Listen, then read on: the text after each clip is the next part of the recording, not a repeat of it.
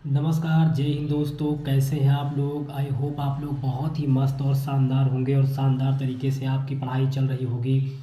तो हमेशा की तरह गाइस आज भी मैं आपके लिए हिंदी का एक ज़बरदस्त मॉडल पेपर लेकर के आया हूँ, इसलिए वीडियो को बिना स्किप किए हुए लास्ट तक ध्यान से ज़रूर देखिएगा। गाइस ये हिंदी का मॉडल पेपर है, बिल्कुल इसी तरह का बोर्ड एग्ज़ाम में 22 तारीख को यानी 22 फरवरी को आपका पेपर होने वाला है, इसलिए वीडियो को लास्ट तक देखिएगा और वीडियो को एक लाइक ज़रूर कीजिएगा। चैनल पर नए हैं तो चैनल को सब्सक्राइब कर लीजिएगा। चलिए आज की क्लास की शुरुआत करते हैं। गाइस पहला क्वेश्चन आपका है, हिंदी के प्रचारार्थ बनारस अखबार का प्रकाशन किसने किया? राजा शिव प्रसाद, भारतेंदु हरीशचंद्र, सदा सुखलाल या फिर बालकृष्ण भट्ट? जल्दी से इसको आंसर देंगे। हिंदी के प्रचारार्थ बनारस अखबार का प्रकाशन किसने किया? तो इसका जल्दी से आंसर दीजिएगा। इसका आंसर हो जाएगा राजा शिव प्रसाद, ऑप्शन ए सही है। दूसरा क्वेश्चन गाइज यहाँ पर है कि हिंदी के साहित्योतिहासिक के लेखक कौन है? रामधारी सिंह दिनकर, आचार्य रामचंद्र शुक्ल, मैथिली शरण गुप्त या जयशंकर प्रसाद? जल्दी से इसका आंसर दीजिएगा। ऑप्शन खा बिल्कुल सही होगा, आचार्य रामचंद्र शुक्ल हो जाएगा। अगला क्वेश्चन गाइज आपका है, महाकवि भूषण की रचना है रेणुका है, चिदंबरा है, दीपशिखा है या छत्रसाल दशक है? जल्दी से इसको आंसर देंगे। तो महाकवि भूषण की जो इसमें रचना है वो छत्रसाल दशक है, यानी ऑप्शन घा बिल्कुल सही है।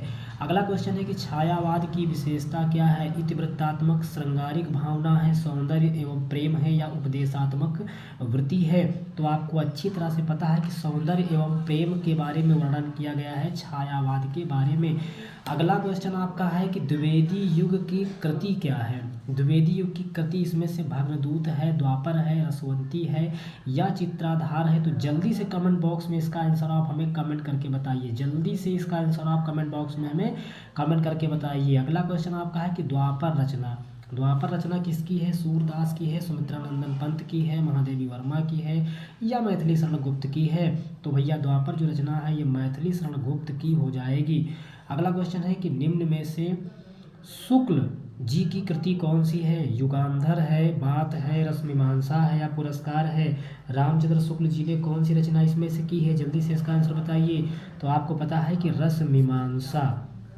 अगला क्वेश्चन है, सुग्रीव ने किसका पल्ला पकड़ा था? हनुमान का, लक्ष्मण का, राम का या भरत का? तो याद रखिएगा कि सुग्रीव ने राम जी का पल्ला पकड़ा था। तो वीडियो अगर अच्छा लग रहा है तो वीडियो को एक लाइक यार ज़रूर कर दो कम से कम, और चैनल पर नए हैं तो चैनल को सब्सक्राइब कर लो। अगला क्वेश्चन देखिएगा गाइज आपका क्या होने वाला है। 9 नंबर क्वेश्चन देखिए ध्यान से। 9 नंबर क्वेश्चन है, निम्नलिखित में से जयशंकर प्रसाद का नाटक कौन सा है? आकाशदीप, झरना, आंसू या अजात शत्रु?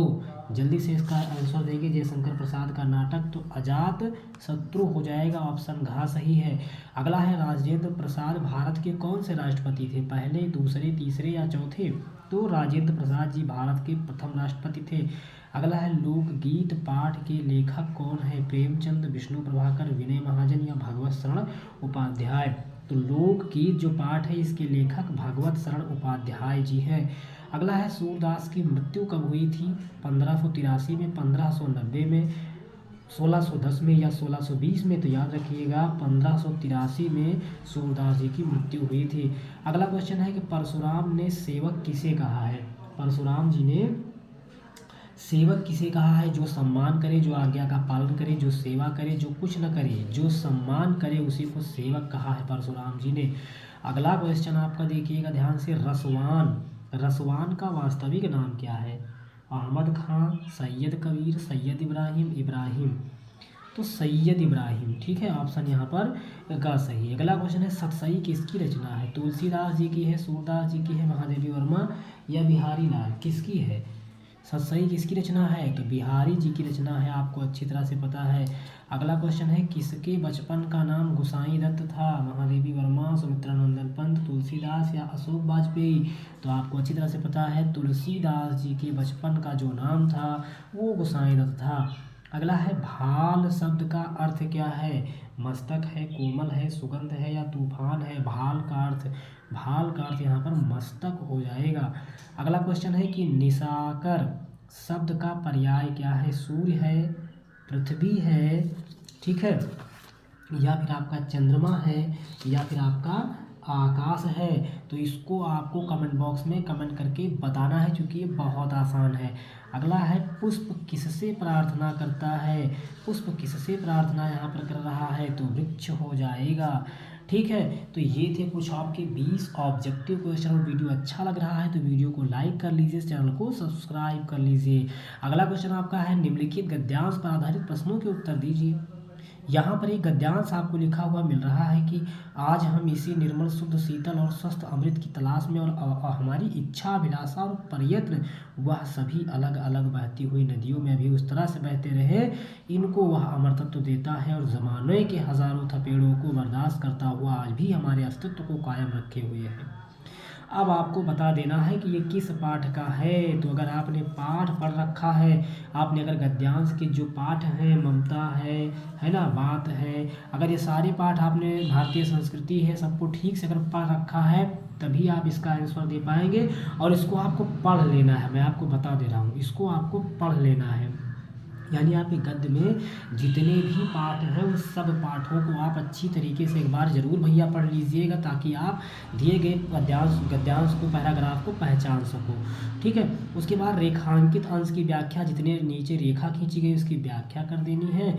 और खंडसा में है, कवि इकबाल की उक्ति का अपने शब्दों में अर्थ लिखिए। यानी कवि जो इकबाल है उसका अपने शब्दों में लिखना है। ठीक, उसके बाद 22 नंबर क्वेश्चन देखिए, कह रहा है निम्नलिखित पद्यांश की संदर्भ सहित व्याख्या कीजिए। काव्यगत सौंदर्य लिखिए।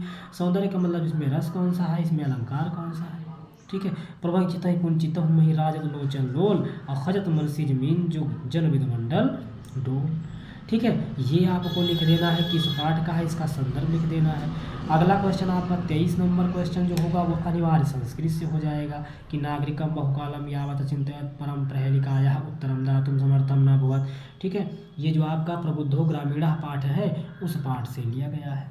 ठीक है, प्रबुद्धो ग्रामीणः पाठ जो है उस पाठ का ये अर्थ है।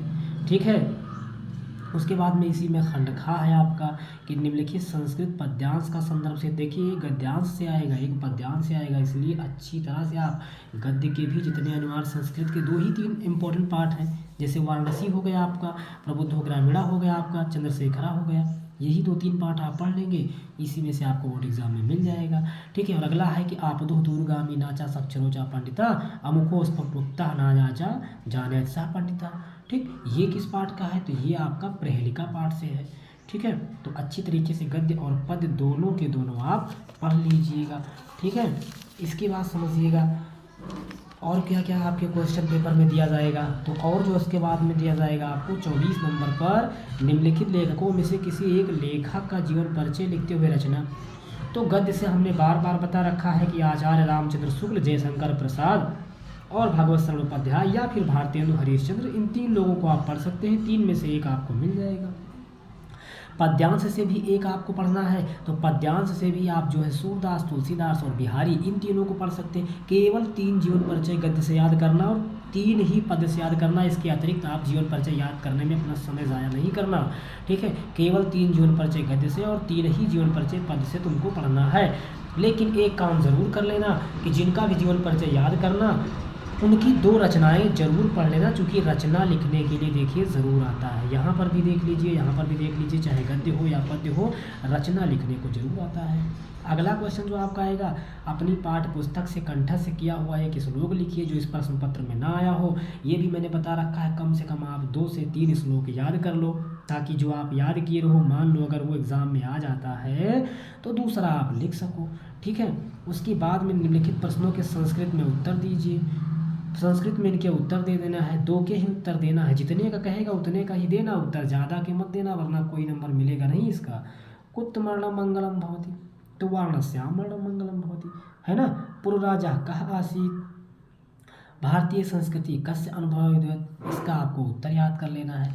26 नंबर प्रश्न, निम्नलिखित शब्दों के 2 शब्दों के तत्सम रूप लिखिए। तत्सम और तद्भव, ये क्या होता है ना कि ये एक दूसरे की संस्कृत और हिंदी होते हैं। ठीक है ना, जैसे लिखा है चतुर, अब चतुर को आप यहाँ पर देखिए अटारी, अब अटारी को ये हिंदी शब्द है, इसको आप संस्कृत भाषा में थोड़ा सा क्या कहेंगे, तो अट्टालिका कहेंगे। ऊँट, ऊँट को क्या कहेंगे? उष्ट्र कहेंगे। जीभ को क्या कहेंगे? जिह्वा कहेंगे। यानी हिंदी में लिखा होगा मतलब तत्सम लिखा होगा, और जब उसका तद्भव बनाएंगे यानी उसका थोड़ा सा संस्कृत शब्द लिखेंगे।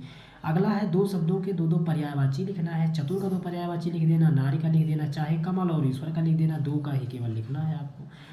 अगला है निम्नलिखित में से एक धातु लकार प्रथम पुरुष और वचन का उल्लेख कीजिए। तो चाहे आप पठथम का कर दीजिए, चाहे पठस का, हफत का या हफाद का, इनमें से जो आपको याद हो किसी एक का ही लिखना है।